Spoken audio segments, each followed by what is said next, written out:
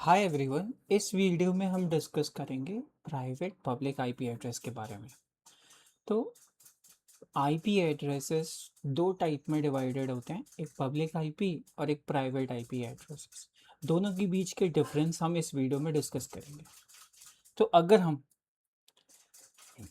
Google में कुछ ऐसा टाइप करें व्हाट्स माय आईपी एड्रेस, तो हमें एक वेबसाइट मिलेगी और उसमें अगर हम जाएंगे तो हमें अपना एक आईपी एड्रेस जो असाइंड होगा वो हमें दिख जाएगा। अब देखते हैं एक बार कि इसका एग्जैक्ट आईपी एड्रेस जो है वो कैसा दिखता है। तो अगर मैं अपनी वेबसाइट में जाऊँ, यहाँ पर देखो ये लोड होगा और यू कैन सी ये आईपी वर्जन 4 हमें यहाँ पर दिखाई दे रहा है। ठीक है, तो ये आईपी एड्रेस हमें प्रोवाइडेड है। और अगर मैं अपने कमांड लाइन टर्मिनल में जाऊँ, यानी कि कमांड प्रॉम्प्ट में जाके मैं वही आईपी कॉन्फ़िग कमांड को टाइप करूं, तो मुझे अपनी एक आईपी मिलती है। ठीक है, तो ये दो टाइप की आईपी होती हैं। अब इनके बीच में डिफरेंस देखेंगे। तो जैसे यहाँ पे मैं आईपी कॉन्फ़िग टाइप करूँगा तो यू कैन सी हमें यहाँ पर मीडिया डिसकनेक्टेड दिखा रहा है, लेकिन यहाँ पर वाईफाई लैन अडेप्टर में हमें ये देख रहा है। ठीक है, आईपी वर्जन 4 में ये। तो ये 192 की रेंज से स्टार्ट हो रही है और जो ये आईपी एड्रेस हमें मिली है ये 223 के रेंज से स्टार्ट हो रही है। So what is the difference? तो डिफरेंस इनके बीच में पब्लिक और प्राइवेट का है। ठीक है, तो जो आईपी कॉन्फ़िग से मैंने यहाँ पे टाइप करके ये आईपी एड्रेस निकाली है, ये एक प्राइवेट आईपी होती है। और जिसके थ्रू मैंने यहाँ पे words my I P address .com पे जो आईपी वर्जन 4 में हमें ये जो आईपी दिख रही है ये एक पब्लिक आईपी एड्रेस होती है। अब इनके बीच में एक एक करके डिफरेंस समझते हैं।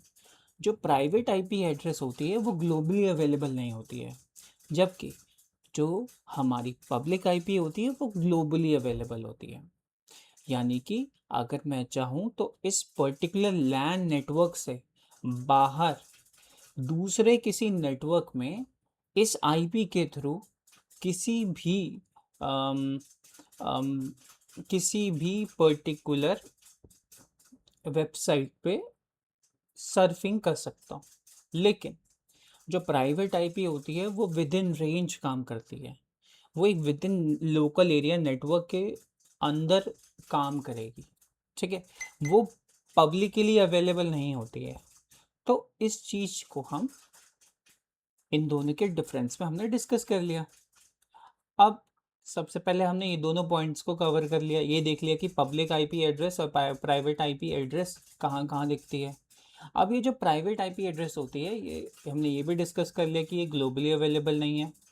अब थोड़ी सी एक बार इसकी स्टोरी जानते हैं कि एक्चुअल में पहले के टाइम पे आईपी एड्रेसेस कैसे काम करती थी। तो 1996 से पहले जितने भी डिवाइसेस होते थे उनको पब्लिक आईपी मिलती थी, यानी कि यूनिक आईपी एड्रेस हर एक डिवाइस को प्रोवाइड किया जाता था।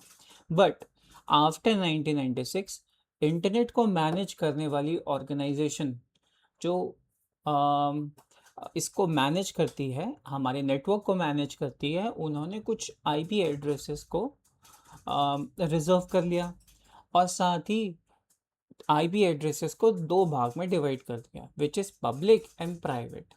ठीक है, अब अगर मैं अपने इस एमडी वाली फाइल पे आऊँ और इसको एक बार मार्कडाउन फाइल पे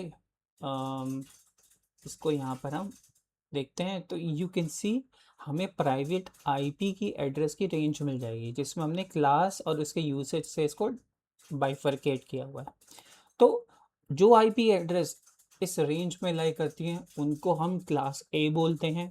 और लार्जर ऑर्गेनाइजेशन और बड़ी बड़ी एंटरप्राइजेस जो कंपनीज हैं वो इस प्राइवेट नेटवर्क को इस रेंज को यूज़ करती हैं। ऐसे ही जो मीडियम स्केल इंडस्ट्रीज़ होती हैं या इंटरनेट सर्विस प्रोवाइडर होती है जहाँ पर इंटरनेट नेटवर्क कनेक्टिविटी की बहुत ज़्यादा ज़रूरत है, तो उसके लिए आईपी एड्रेस यहाँ पर बनाई गई, इस रेंज के अंदर उनको मिलेगी। और जो होम नेटवर्क में या छोटे बिजनेसेस में नेटवर्क या आईपी एड्रेस की रेंज को बाइफरकेट करके 192 से लेकर इस 192.168 तक की रेंज इसको मिली।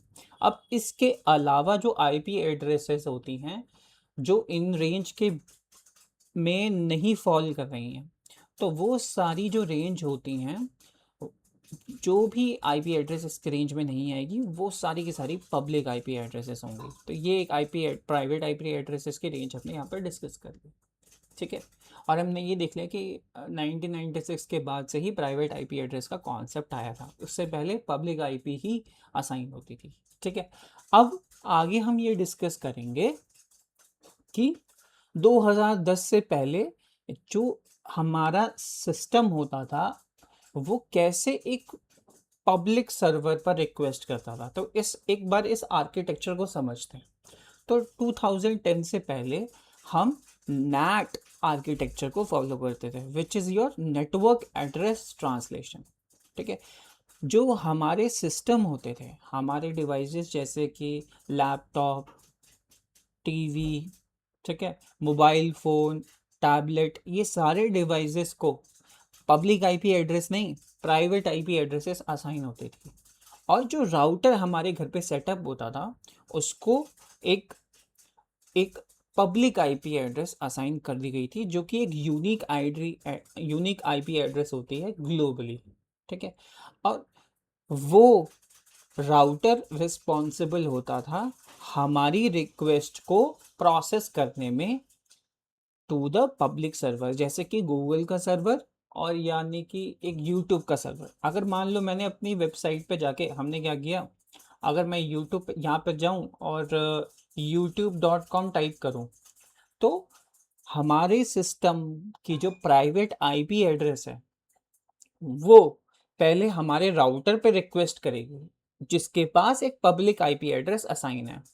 और पब्लिक आईपी एड्रेस असाइन होने के बाद वो राउटर रिस्पॉन्सिबल होगा पब्लिकली सर्वर जो अवेलेबल है यूट्यूब का उस पर रिक्वेस्ट करने के लिए।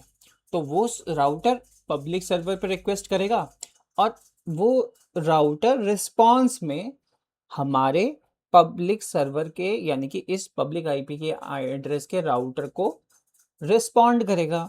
और फिर जो हमारा राउटर है वो एक टेबल मेंटेन करके चलता है।